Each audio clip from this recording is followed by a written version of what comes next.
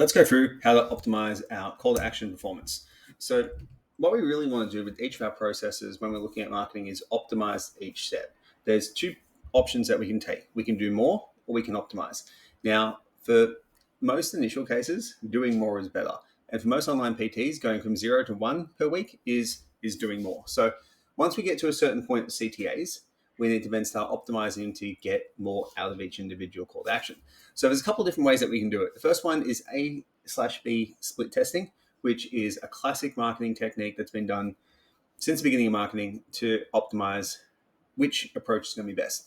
So this involves comparing two versions of a CTA to determine which one's performs better. So test different variations. It's really, really simple. So what you might do is a bunch of posts with book your free consult versus claim your free session. And what you would do is you would just basically track that over time. So how many people come in from that particular one. Now, eventually one will outperform the other, particularly if you've got more content. If you're doing paid advertising, this becomes even faster.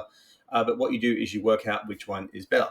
You can also split test color, so bright red versus green. There's lots of research available on the internet now where people will actually share what has worked best from their click-through rates. Now, with analyzing performance metrics, that's something that we need to analyze to see what's going on. So we can track our click-through rates. So how many times people click on it compared to what's viewed. So the more it's clicked through, the better. Then you can do your conversion rate and your engagement metric as well. So if you notice a lot of people are clicking through to whatever, say a landing page, but you're getting a low conversion rate, it shows that the call to action is really good, but the landing page or the offer needs to be improved. And that's basically the process of refinement that marketing is. So we recently did an offer looking for 5 men who want to have limitless energy.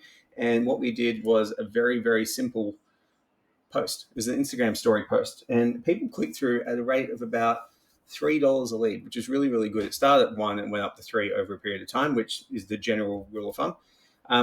And what we found is we used a video sales letter, and it actually had a very low conversion rate. And what we did is we just added a little bit of a sell by chat sequence beforehand, and that increased conversion rate dramatically. So this type of approach to marketing makes it something that you can actually study and work out rather than just guess and hope for the best.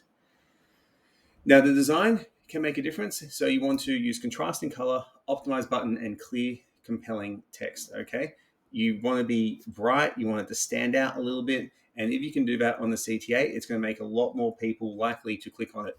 Color, make it pop, use a contrasting color, and still use it within your brand style guide. So with the Ascend colors, it's like a bluey, greeny type color.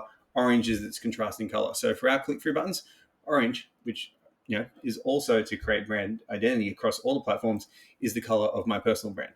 So you can combine these things and work together and keep coming back to the same stuff, which ends up saving you time and you become more efficient.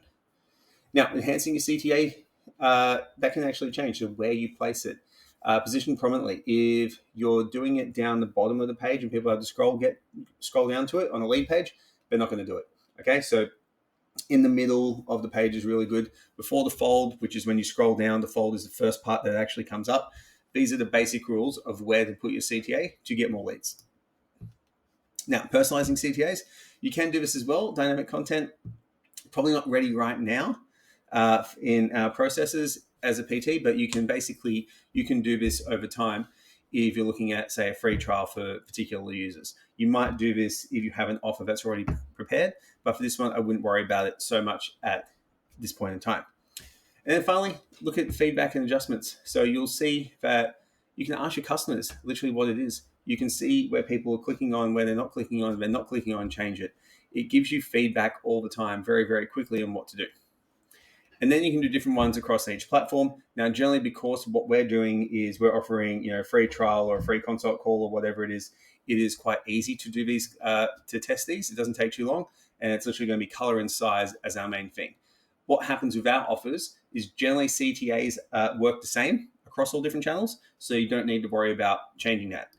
So the main things that you need to worry about, having your key CTAs first. From there, look at A/B split testing to see what headlines seem to convert better. Then from there, look to see that you're getting good conversion rates, and then you can start messing around with the design and placement. And for most PTs, that's more than enough to optimize their click-through rates.